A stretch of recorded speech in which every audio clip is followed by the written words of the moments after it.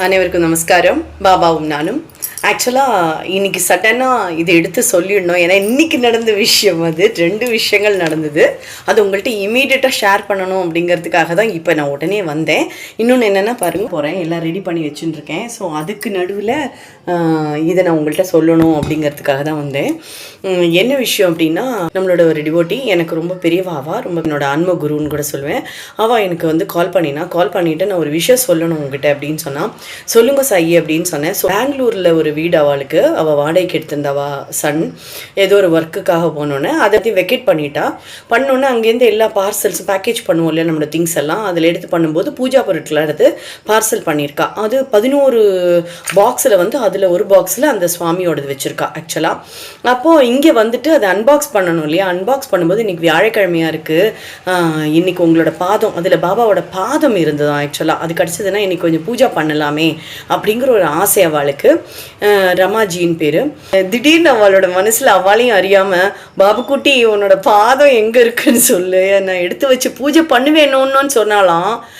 எந்த பாக்ஸை ஓப்பன் பண்ணினாலோ அந்த பாக்ஸ்லேயே கிடச்சிதான் அவளுக்கு பாபாவோட பாதம்.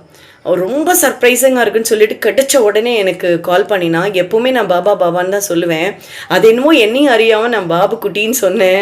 உடனே காட்சி கொடுத்துட்டார் அப்படின்னு என்கிட்ட சொன்னான். எனக்கு ரொம்ப சர்ப்ரைசிங்காக இருந்தது அந்த விஷயம். அந்த டைமில் எனக்கு தோணின விஷயத்த நான் அவள்கிட்ட சொன்னேன்.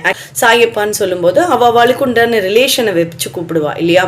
என்னை பொறுத்தளவுக்கு ஒரு குழந்தை மாதிரி. நீங்கள் சிரிச்சல்னா அதுவும் சிரிக்கும், நம்ம அழுதோன்னா அதுவும் அழுகும். அந்த மாதிரி நான் அவரை நினைப்பேன் எப்போவுமே. நான் அழுதேன்னா அவருக்கு தாங்க அது உடனே வந்துடுவார். அந்த மாதிரி எப்போ நம்ம குழந்தைன்னு அவரை நினைச்சு கூப்பிடுறோமோ, ஒரு தாய்கிட்ட எவ்வளோ பாசம் இருக்கும் அது ஓடி வந்துடும்ல. நம்மளோட குழந்தை எங்கே விட்டாலும் அடுத்த நிமிஷம் அம்மான்னு சொல்லிட்டு தானே ஓடி வரும். அந்த மாதிரி தான் பாபுக்குட்டி அப்படின்னு கூப்பிட்டேன்னா உடனே வந்துடும். நீங்களும் வேணா ட்ரை பண்ணி பாருங்க, உங்களுக்கும் அந்த அதிசயம் நடக்கும். Okay, all the best. அடுத்ததாக இன்னொரு மெஸ்மரைசிங்கான மூமெண்ட். ஹேமாஜி அப்படிங்கிறவன் எனக்கு கால் பண்ணியிருந்தா. நம்ம அதே மாதிரி மறந்துடாதுங்க, நாளைக்கு உங்களுக்கே தெரியும் லட்சுமி குபேர யாகம் இருக்கு. இது வரைக்கும் நீங்க சங்கல்பம் பண்ணலாம், இமீடியட்டா சங்கல்பம் பண்ணுங்க. வரலட்சுமி நோன்பு ரொம்ப ஆஸ்பீஷியஸான டே நாளைக்கு. அந்த நாள் அன்னைக்கு ஹோமம் பண்ணி அதனுடைய பிரசாதம் உங்களோட வீடு தேடி வருதுன்னா சும்மாவா, எவ்வளோ பெரிய விஷயம் இல்லையா. எவ்வளவோ செலவு பண்ணுறோம், ஆனால் ஒரு 822 ரூபாய் செலவு பண்ணுறது ஒரு பெரிய விஷயமாவே இருக்காது. ஏன்னா நமக்கு அதை விட பெரிய பாக்கியம் கிடைக்கிறது, ஒரு வேலை நிரந்தரமாகிறது, தொழில் அமையறதுன்னா சும்மாவா சொல்லுங்க. பரிகாரம் பண்ணுறதை விட நம்ம இந்த மாதிரி நல்ல காரியங்களை நம்ம சேர்ந்துக்கிறது நம்மளுக்கு மிகப்பெரிய வைப்ரேஷனை கொடுக்கும் அப்படின்னு சொல்லுவா. இது வரைக்கும் நீங்க சங்கல்பம் பண்ணலைன்னா கீழே தெரியற நம்பர் இருக்கு, இமீடியட்டா சங்கல்பம் பண்ணுங்கோ. ஆக ரக்ஷியோட பிரசாதம் உங்க வீடு தேடி வரும். தொடர்ந்து இணைந்திருங்கள். பாபாவும் நானும் மீண்டும் சந்திக்கலாம்.